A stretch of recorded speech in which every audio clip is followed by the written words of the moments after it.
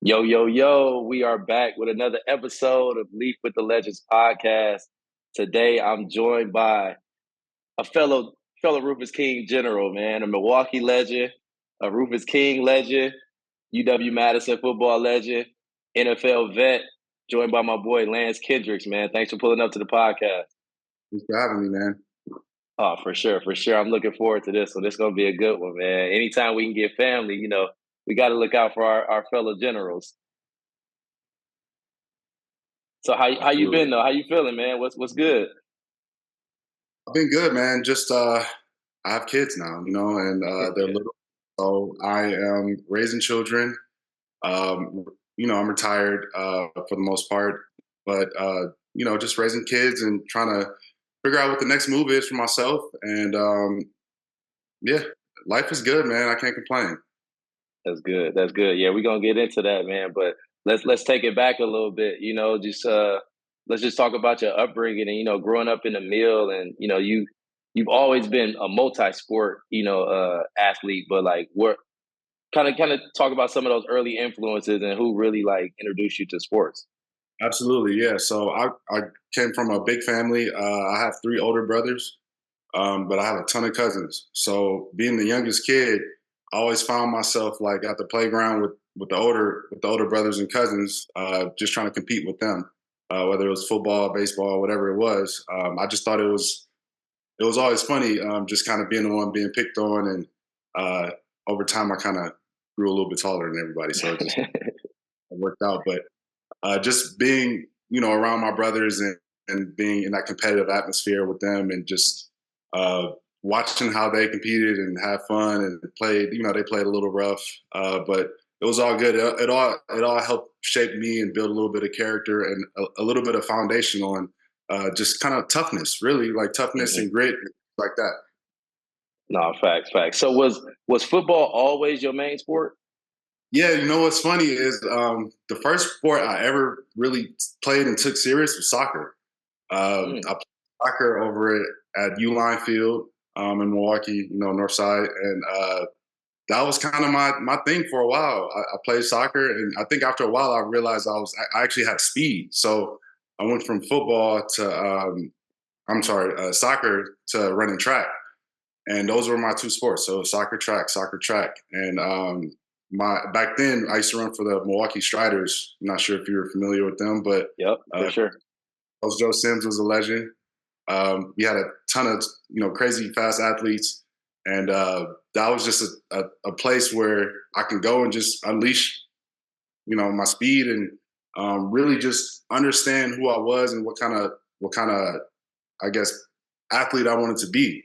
Like I said, I was around it growing up, just being around my brothers and stuff, and just my cousins and being competitive. But Mhm. I just wanted to try different things. I thought that was important as a kid, and my parents, they didn't make me stick with one thing. They were like, try everything. So me and all my brothers, we tried different things, and we kind of saw what stuck. So right away, soccer stuck, track stuck, and I I had a cousin in the NFL when I was a kid, so we always watched football. So I was always familiar with it, but I didn't really pick up playing organized football until I would say I was 11 or 12, and I was Mm. just flag football. So it wasn't actually tackle or contact or nothing, but it at least got my foot in the door. It at least got me kind of understanding how to play football and how to move and how to shake and juke and stuff like that. So yeah, football kind of came on a little bit later, but the foundation was built with soccer and track.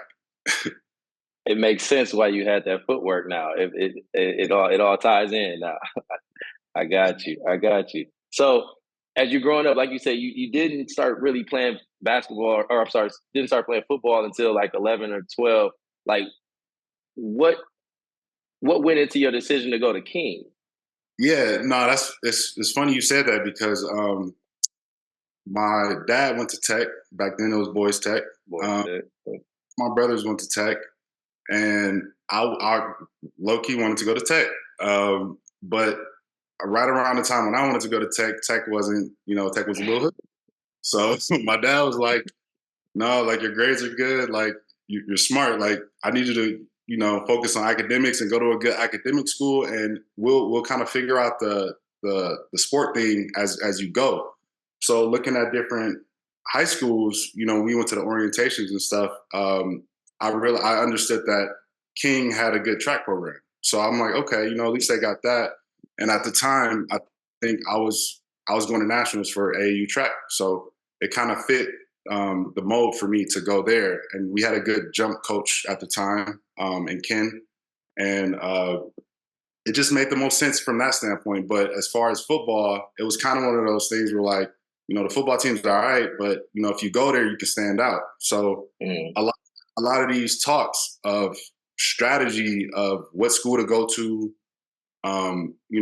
it and what sport you want to play, all that kind of played a role before high school. Like, I was thinking about where I wanted to go to high school and why I wanted to play this sport and why I wanted to do that all before I went to school. So it was all like kind of calculated, in a sense. And I think at that point, I did have that kind of drive to go to the NFL, that, at the 7th and 8th grade level. So at that point, I was really kind of thinking about, okay, what high school do I want to go to? How can I use that to get a good education as well as progressing in sports, whether it's football, track, or whatever. Nice, nice. So, given, like you said, like given the idea behind football in the city conference, like Mm-hmm. was there ever like a thought for you to be like, all right, yeah, I'm gonna transfer out to Arrowhead or somewhere else, in the suburb that have basically football factories. Right. Just to, like, once you really started locking into the football, like, all right, this is what I want to do. This is my goal. Like, did you ever think about transferring? I did. I think early on, um, and I think I did because I knew I was really good, and I didn't get a lot of playing time right away. And it's one of those things where, like, you not only do you not get the playing time, but you're not really winning either. So it's I know you've probably been on teams. It's like I'm not winning, so it kind of sucks. But the conversation, I think my dad he played a big role in that because a lot of the conversation was just stick to it, just see it through, ride it out. And it's one of those things where you could jump around, but the more you move around, the more you have to kind of adjust and fit in. And I feel like that takes time. It takes a year or two just to adjust and fit in. So it made more sense just to stay where I was and to just wait my turn and develop. That was a big part of it too. I went to a lot of camps. I did a lot of summer camps, college camps and all of that. So I just kind of stayed true to it. I didn't deter and try to go somewhere else or do something different. Like you said, the city conference isn't the strongest when it comes to high school football, but again, that's an opportunity. You can see it as a problem or an opportunity to stand out. And I looked at it more as an opportunity to prove, not only to myself but to people around the state that I can ball out and I can stay at King and ball out. Oh yeah, and you did that, within your time, at King, over 100 receptions, over 1,900 yards. So you definitely stood out. So as you're progressing, you're going to these camps, you're getting better. Obviously the confidence is building. Your body is filling out more. Like, what others, like, you ultimately chose UW-Madison, but what other schools were potentially in the running? Yeah, no. So a lot, man. I would say probably at the time, obviously the Big Ten had 10 teams. I would say probably 5 or 6 out of the 10 teams in the Big Ten had sent me an offer, whether it was like Indiana, Minnesota, Wisconsin, maybe Illinois, I forget. But I didn't get the Michigan, I didn't get the O State or the Penn State, but I got the other schools. And to me, that was cool. But it's funny you brought that up because I went to a camp when I was, I think, 16 or 17. I think I was 16. And they used to do these invitational Nike camps where you can go to a school that's sponsored by Nike and you can kind of showcase your skill. You can go against other players. You do 707. And the closest one to us was Michigan.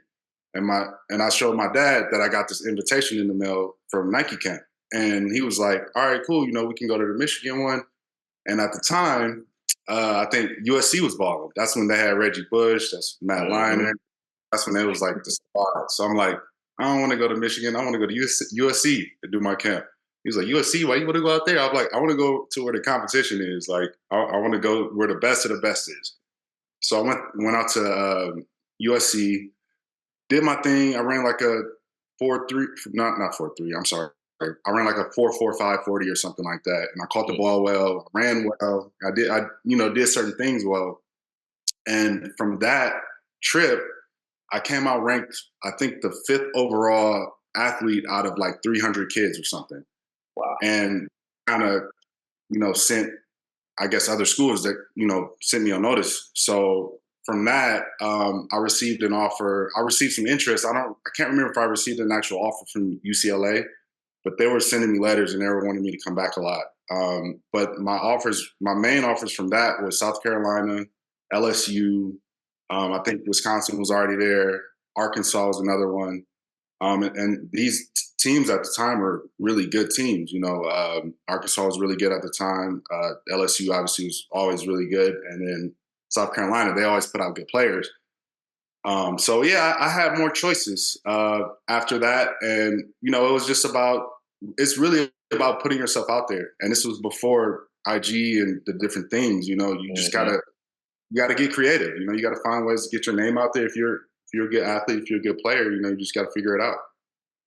No doubt, no doubt. And you definitely did. So you ultimately choose, UW. Talk a little bit about, that experience, and then like the I won't say the football culture, but just the sports culture, up there, just period. Yeah, no, it's UW is one of the biggest campuses, one of the best campuses in the country, and they really pride themselves on winning. And it was a bit of a culture shock getting up there and getting kind of acclimated to that campus. But ultimately, one of my decisions was that I had a lot of friends that went there. From our track team, the Milwaukee Striders. We had a lot of track guys that went to Wisconsin. They ran track. So I kind of got to go up there, see them, hang out with them, understand what the campus was like, kind of get familiar through them and see how everything was. And that made my transition a little bit more comfortable. But obviously the expectation on a scale of playing of a magnitude of playing on that scale, on that level, is just huge. So when I got there, I was a little cocky. I'm not gonna lie, bro. Like I was kind of feeling myself a little bit when I got to college. I was a 4-star receiver recruit. I thought I was gonna come in there and do some things, but it slapped me in the face. I got there. I didn't know how to run routes as crispy as the other guys. I wasn't catching the ball. The ball was flying through the air. It wasn't coming kind of half speed like in high school. But the speed of the game was so much faster. Everything was so much faster. And I feel like with that and pair that with school and class and, getting around campus, I ended up just redshirting and just kind of taking that year to develop really and to get my mind right, to get my body right. I was big, but I also wasn't as I didn't really know how to use my speed with that strength, with that weight on me because I was lifting a lot. So it was an adjustment. It was definitely an adjustment. Yeah. So let's fast. I mean, I can read the stats. Obviously, you end up figuring it out. You did your thing. You end up finishing with close to 80 receptions, 1,100 60 receiving yards. So like, when did you start? Like, when did you know? Like, okay, like NFL is like within reach.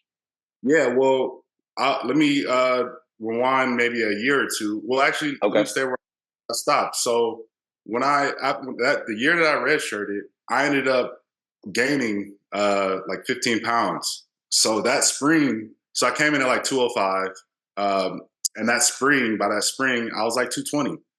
And at the time, we had Travis Beckham, who moved from playing linebacker to playing tight end. And they saw that, his thing and it was working out and everything was going well. And my coach had the idea, my head coach, he had the idea of doing the same for me. He was like, you know what, you're gaining weight. You could still move, but you're putting on some pounds here. We want to teach you how to block, and we want to get you out there at tight end. And I was a little iffy at first, but like I said before, my dad kind of gave me the scenario where just if you stick it through, if you listen to your coach and kind of just ride it out, kind of similar to high school, this could really work out for you. So that's what I did. I learned how to play tight end. That was probably the hardest year of my life, as far as just a transition of, I'm good, I'm comfortable at receiver, to let's put your hand in the dirt, let's play tight end, and let's learn this position, and let's learn. Once you learn a different position, like from going from receiver to tight end, the playbook opens up so much more, because you're learning how to block, you're learning how to run. Sometimes you're playing a little bit of fullback. Obviously, you're still catching the ball. I think the cool part about it was we had a really good offensive coordinator where they were able to still find ways to put me at receiver, even though I played tight end. And I think that's what attributed to a lot of my success, is still allowing me to play comfortable at what I'm good at, but at the same time, me understanding that if I want to get on the field, I got to learn how to block. So. So I was able to do those things. Travis did a great job of kind of leading the way, and teaching me some things as far as playing the position of tight end.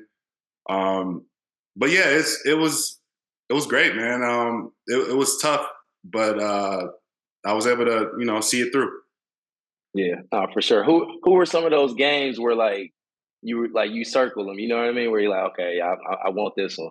Yeah, no, man, we played at Miami for a bowl game my junior year, and and the game was I think it was in Orlando, so it was pretty much a home game for them. And our fans, they travel well, and especially when we play in warm weather, they're all going to travel. So we had a nice little show out of people. I feel like the energy was perfect, the temperature was perfect. It was one of those games where everything was perfect. And the lights were bright or whatever, and I think that game I had 7 for like 120, seven catches for 120. But on top of that, I had like 3 or 4 lead blocks that converted into touchdowns. So it was like I was doing things, and I think that was kind of like my coming out party, as far as like, okay, this guy can ball out. And that was obviously the last game going into senior year. So that was the perfect transition to ball out that game and then go into next year. And that next year, I think O State was #1, and that was the one we had circled on the calendar. O State coming into our house, #1. Big dogs, whatever. But we ended up beating them my senior year at home, under the night lights, the Saturday night. That was an image that I'll never forget.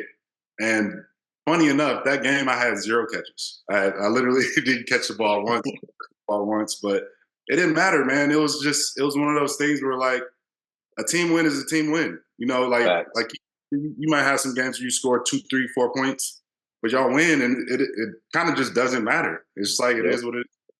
It was one of those, but that was the Old State game was the one that was circled for sure. I love it. I love it, man. That's dope. That's dope. So you balling out, you doing your thing. Obviously your stock is continuing to rise. Like, what was your draft process like? Yeah, so it was pretty smooth. I kind of got lucky in that finding an agent. That was kind of the first moves, finding an agent. I played all 4 years, so I was technically a 5th year senior, but I graduated winter of my last year. So I stayed 4.5 years, and I was able to find an agent, and my agent was a little bit on the cheap side, which kind of worked out. But he was like, man, instead of going down to Florida and going to all these other places and training with all this fancy stuff, like just train here for free.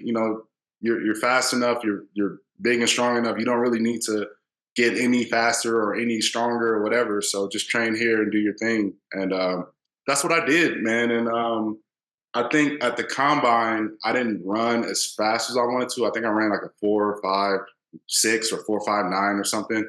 And I wanted to run like, sub 4.5, but I was just like the second strongest in the combine and all these other things. I did really well. I had a good vertical and all these things that were able to help my draft stock. So sometimes, sometimes you can do too much, and sometimes it's just doing what's necessary to get you to the next level. It's not trying to overdo it. And that was a lesson that I kind of learned earlier is sometimes you just got to keep it simple, stick to what you know, stick to your roots. And that's what I stuck to. I stuck to the people that developed me from this 205-pound kid in high school to, I think when I finished, I was like 240.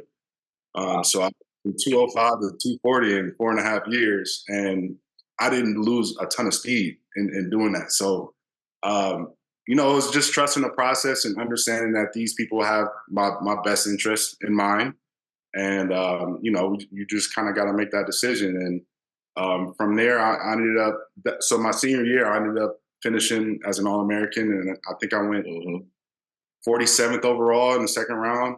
And arguably, I mean, you can argue our draft class was probably the best draft class ever.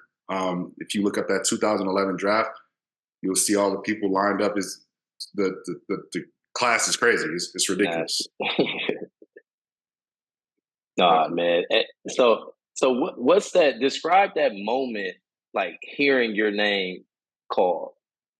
It's very surreal because I think when you look around, you realize all the people that are surrounding you are all the people that were there, when you were still in high school or when you were still in middle school or you just needed a ride to practice. And these are the people that are surrounding you. So I think it almost made me more happy to see them happy and to see my mom cry and to see my dad, feel proud because he played a big role in making sure that I stayed the course and I didn't deter and I didn't try to transfer here or try to do this here.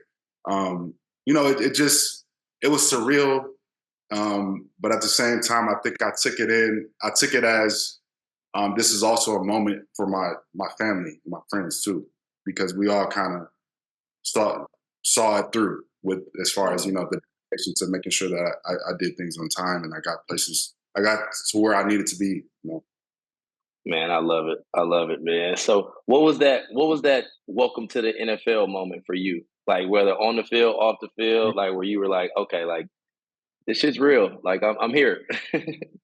I got the perfect one for you. So we're at home. We're playing the Seattle Seahawks.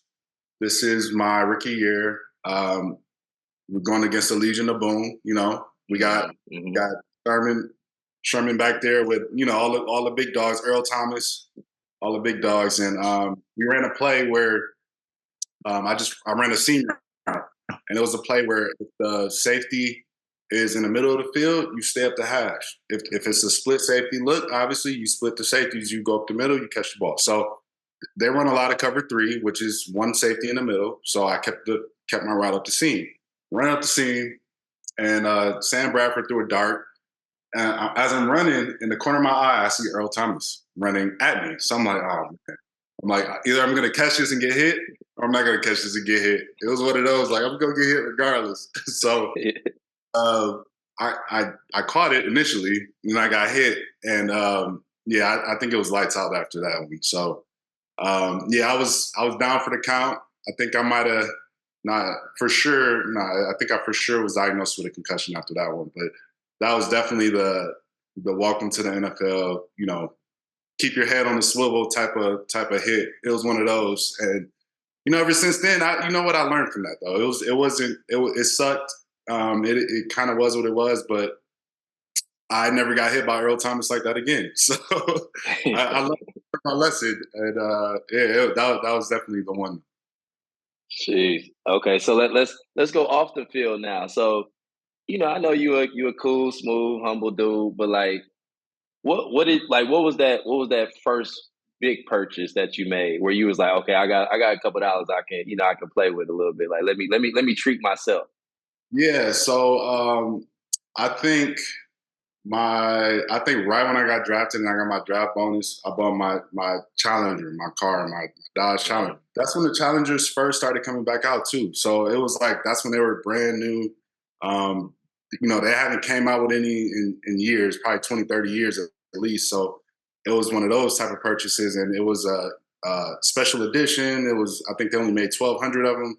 So that was the first purchase. I bought it. I was happy, and then I realized I'm like, damn, I'm in St. Louis and it's snowing. I can't drive this, so I was like, damn. So I had to go buy like a used truck or something. I think I bought a used truck, but it was cool. It was cool. It was a good kind of reward to myself, and I think it's important when you reach certain levels that you do kind of realize that success, and you Yep. do kind you celebrate yourself, whether it's with friends or whatever, your choice of celebration is. But I think it's important to, when you hit milestones, to really make sure you kind of reflect and see where you came from and see how far you came and see, where you're going to go next. And you kind of just pause in that moment and you enjoy it. No, I think that's a very crucial point, Lance, because it's like so often we just get wrapped up in like go, go, go, go, go, where it's like, okay, we did this on to the next, did this on to the next. But to be able to like just be present and really appreciate like the journey and like what you've accomplished to this point. So like really celebrating the wins, whether, and that's it's relative, but whether, small or big, you Yeah. still got to celebrate them and still like be proud of what the hard work that put in and what you've accomplished. So I think that's a great point. That's a great point that you made. Yeah, absolutely. Got to smell the So got to smell the roses. Absolutely, got to smell the roses. Absolutely. So you spend first 5 6 seasons with St. Louis. What being from being from Milwaukee, obviously Wisconsin, like what was it like signing to Green Bay? It was crazy, man. It was like a dream. It was like a gift and a curse, because, and the curse isn't like a bad thing. It was like a gift, obviously, because you're home, you're playing for your home squad, but it was also the distractions and the being close to home and everybody wanted to come to a game. Yeah, Kind of went hand in hand with that, and I can only imagine how, like somebody like maybe Russell Westbrook was when he went to the Lakers for the first year, and he kind of struggled a little bit. I kind of felt that way because it's just there's so much going on, and it's so surreal, and you're playing with Aaron Rodgers, and you're trying to take it all in, but you're trying to also be a professional, be a pro, and it was tough. And I think that year Aaron, he broke his collarbone too, and so he was out early. So we played a lot of that year with a backup quarterback, which was cool, but it wasn't as smooth sailing as I expected it to be. It was rough. It was rough, but that second year was a lot more fun. We obviously didn't win, but I had a great experience. That front office and the people in the that work the locker room, all those, it's an A1 organization, man. They do a great job of taking care of the players and making sure you're good and just keeping it kind of about Green Bay. I mean, Green Bay is one of the most uh, marketed teams in the world, and yeah, they definitely live up to the hype and the legacy for sure. yeah, that's dope. That's dope. No, when I heard that, I'm like, oh yeah, it's on, it's on. He back, he back, he back. so so you finish up in 2019. Like when did you know that it was time? I think after a while I realized that that there's more. Obviously, the saying where there's more to life than just football. But it wasn't just that. For me, I had 6 diagnosed concussions. I got hit a lot, and I dealt with a lot. And I think that played a huge role in my decision because I was healthy, like physically, my body was pretty intact, and it still is. And I think I just worried about future head injuries, and I didn't want that to affect me long term, especially having young children, and just getting married at the time and stuff like that. So I really had to make a conscious, level-headed decision and just say, you know what, like, although I'm healthy and I feel good and I could probably play 3, 4 more years, mentally, I don't know if I can take any more of the beating. And that's okay. That's okay. I like today I feel great, and that's because I made that decision. Who knows what would have happened if I could still be playing or if I played a couple more years. So it's you kind of just gotta live with it, and I'm okay with it. I'm happy. I think I'm content. I think the thing that kind of sucks for me is that I wasn't able to be on a winning team, and I didn't play in any playoff games, and I didn't get to kind of see that next tier of what it really feels like to make it to that next level. And yeah, that's probably the most disheartening part of the whole journey, I would say. But at the end of the day, I'm happy. I got all my limbs. I'm playing. Like, I made some good money, so I'm all right. Got you. So what has that transition looked like for life after professional football for you? Yeah, so I dabbled in real estate a lot while I played. I bought a couple homes. I did some different things. So I kind of stuck to that. I've invested, in stocks and things like that. But my best returns were in real estate, and so I kind of just decided to stick with that. So that's what I'm doing now. I'm working on a flip currently on the East Coast, and ultimately, I want to buy more properties and kind of be more cash flow positive and just build that up and just build up wealth for my family and just for the next generation. I love it. I love it. And I wanted to say this question for later in the conversation, but I know it's played a huge part of your life. Period. So like, let's talk about like art. Yeah, And like, not a lot of people know that you are very artistic. So like, let's talk about like art and what art means to you. yeah. Art is. I mean, it means everything. I think being creative and being able to have that outlet of creativity and being able to express yourself, whether it's through drawing, music, whatever it is, I think we all need that. And that helped me stay level-headed. That helped me kind of keep my balance and I guess, my peace, my zen, whatever you want to call it. Yeah, so through high school, I drew a lot. I stayed in art classes. Um, the teachers used to, put up our artwork in the hallway, and I was always one of the people who had the artwork up. And I did a lot of competitions in high school. I won a lot of competitions. But yeah, it was more so. You know what it is too.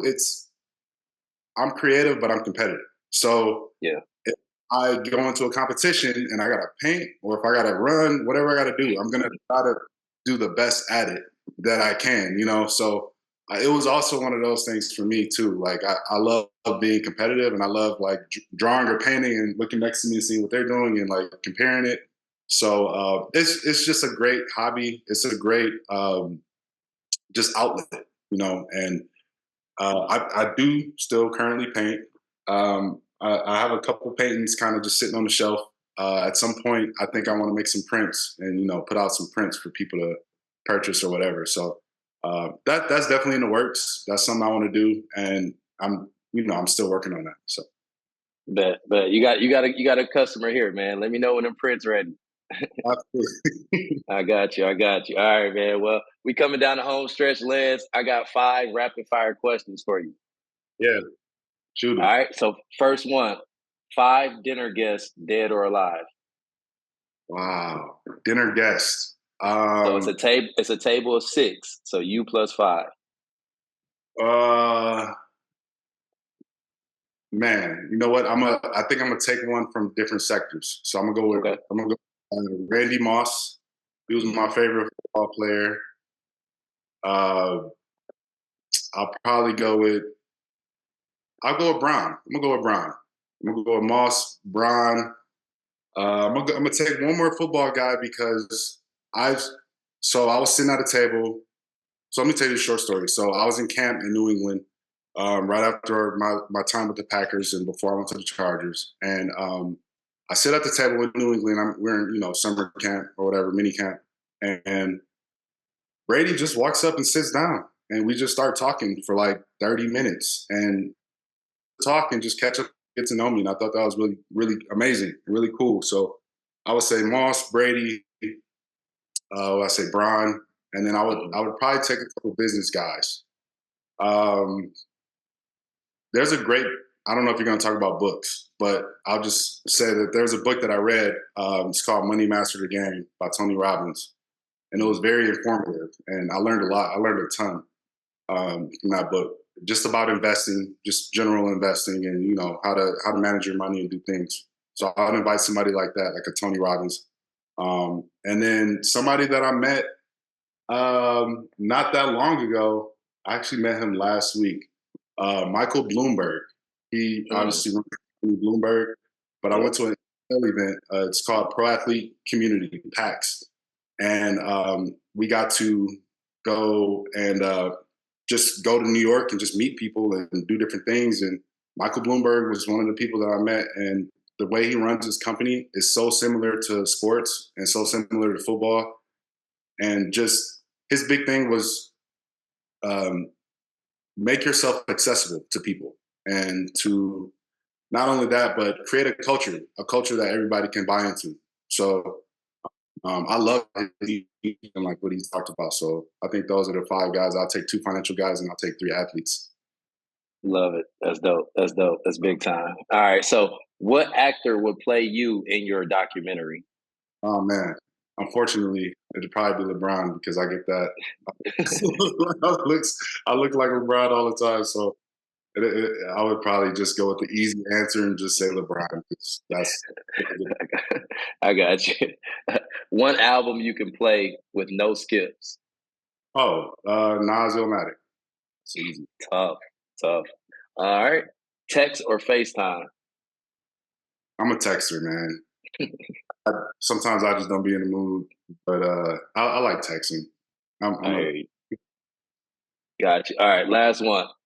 All-time favorite 5 receivers or tight ends? I know you named Moss already. So Moss is there. Yep. This is an easy one for me. So I like Moss.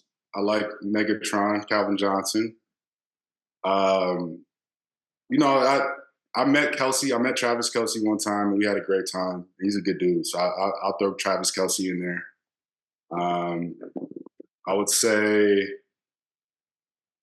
who am I missing? Marvin Harrison. He was one of my favorite. Colts. Yeah, just a dog, as you know. Like, it's a great receiver. So I would say Marvin, Calvin. I probably shouldn't leave out Randy. Yeah. So Marvin, Calvin, Jerry, Randy, and I'm gonna go with Travis Kelsey, tight end. That's tough. That's tough 5. Tough 5, man. Well, Lance, man, like I said, this is family. It's been a good one. I've been hawking you down, so I'm glad things are settled down, in your life, and you're able to come on the podcast and share your journey. And then my role is to be able to give you your flowers, like we said, while we can still smell them. So you had a hell of a career, high school, college, NFL, and then to see the man, the husband, the father, the businessman that you turned into, like it's dope to see. So more people need to be influenced by people like you. So I just want to make sure that I say from one legend to another legend. Like, man, I appreciate you. So this has been another episode of Leaf with the Legends podcast with the Milwaukee legend, UW-Madison legend, 9-year NFL vet, 9-year NFL vet.